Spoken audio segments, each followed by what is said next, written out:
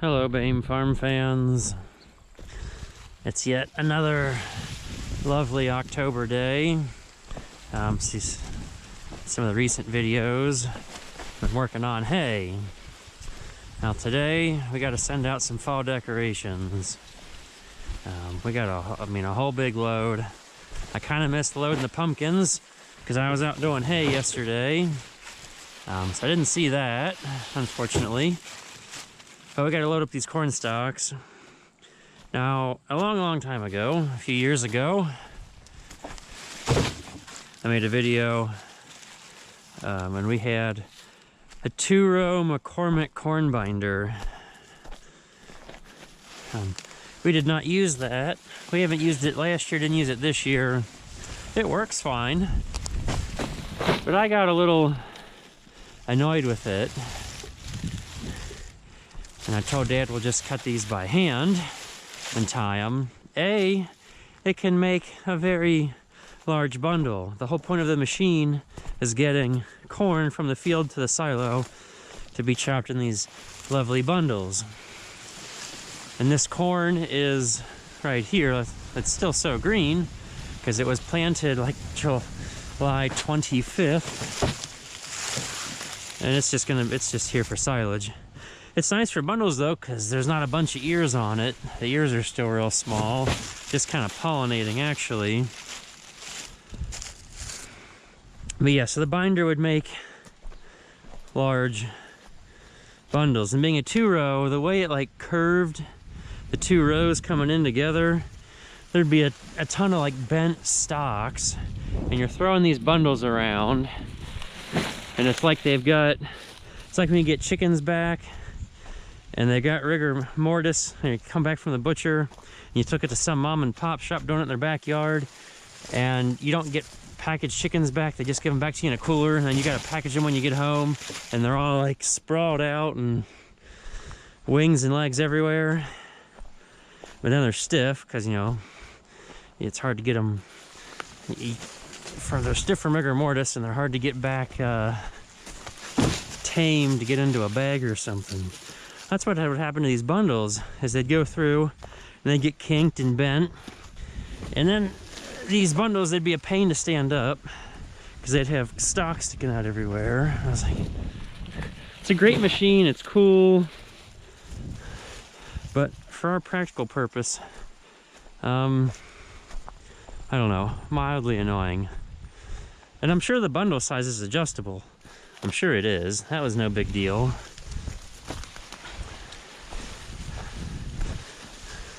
And I could make bundles in a hurry. We would still retie them though, because they were tied, but they were tied because they only had to be thrown onto the wagon once and then throw it in to the chopper blower. They were tied very loose. So we'd tie them again. But I don't know, I decided I had enough and volunteered to just go back to cutting them by hand, which we've been cutting them really low. There's not a whole lot sticking up to trip over.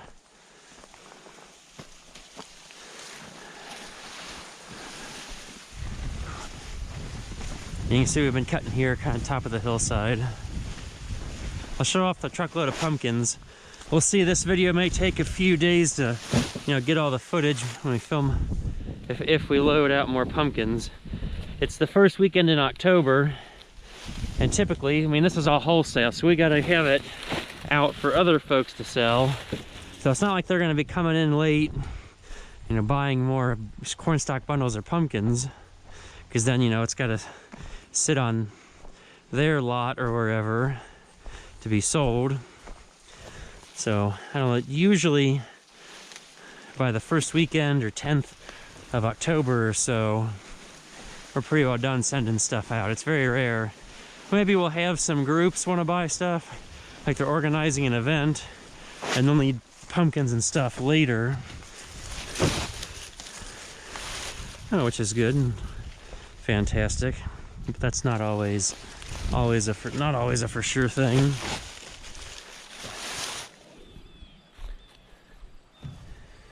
Now this has been the Indian corn trailer. I'll quick show shucking one of these back. If you like lottery tickets, scratch offs, whatever, pull tabs, this is sort of similar. And it's a little bit slower because, I mean, you got to be careful. The goal is to leave the shucks on the ear and to do it somewhat nicely, so I'm a little slow. I do it shuck by shuck. And so yeah, this one had nice, say, yellow, white shucks. And we've got this very dark purple, red, almost black cob. And we'll just peel a little tip off there. So yeah, you never know what you're gonna get. You can see various colors. These are some bad ears still down in here. Then these are bundled into sets of 3, which I think Mom has sitting in here. Oh yeah, there's a whole bunch of them sitting here in the barn. She's been working on the barn at night sometimes, and turns them into these nice 3-ear bundles. Look at the color. That better show up on camera nicely because it looks pretty cool here in person. And I think those are also going on this load. Okay, we gotta like squeeze through the maze here. And there it is. I'll just throw this bit of machinery in here. Oh, it's a climb.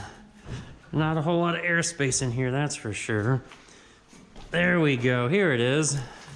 The old 2-row McCormick corn binder.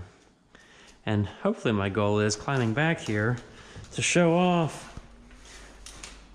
And hopefully in the darkness you can see. Now 2 rows coming in, and you see where it cuts. Like I'm pointing straight down at it, but it's almost already bending the stalk over to get into a bundle. So it's cutting, you know, way. Actually, even if this is set for wide row and the rows are tight and they touch here, they're getting cut. Wow, that is not in line with anything. Like this outside row is being pulled in and the other row is cut way over yonder. Man, I sure hope this shows up on video. So they're being like leaned together, cut way out still. And yeah, it'll kink the stalks a wee bit. Neat machine though, it's great. It'll punch out bundles. I'm sure if somebody offered enough for it, Dad would probably let it go. Because it just sits here and I don't have time to take it to any shows.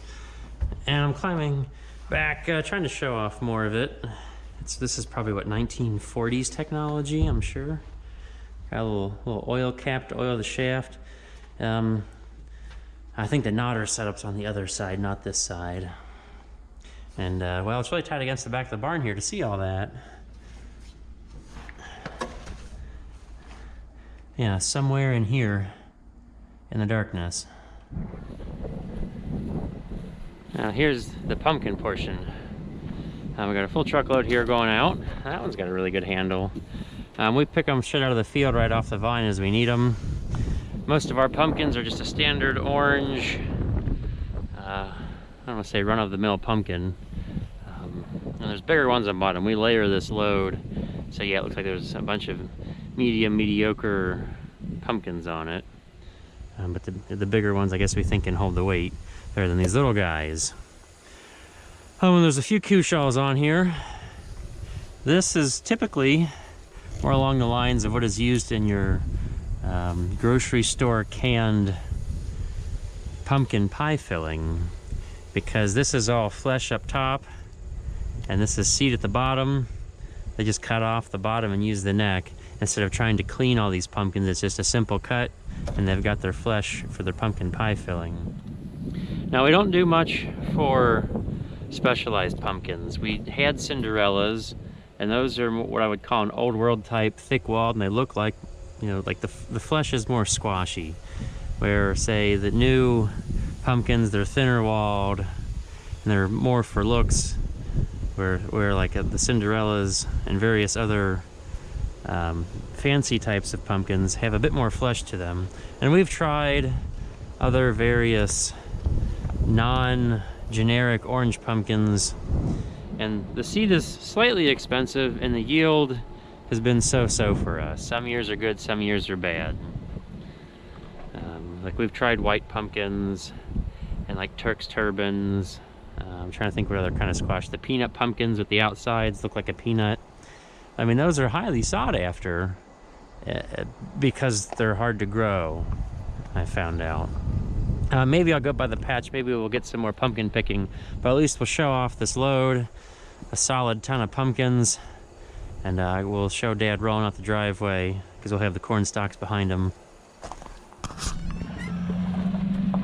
Okay, wave goodbye, Lasso. There Dad goes. Poor Lasso's unsure what to do. I just came out the door, and the truck's moving, and he's just all discombobulated. And that's a whole lot of fall rolling down the road right there. Oh, Lasso, why are you chasing Dad? I don't know why he chases the truck. He doesn't want to go for a ride. He just chases. Only that truck.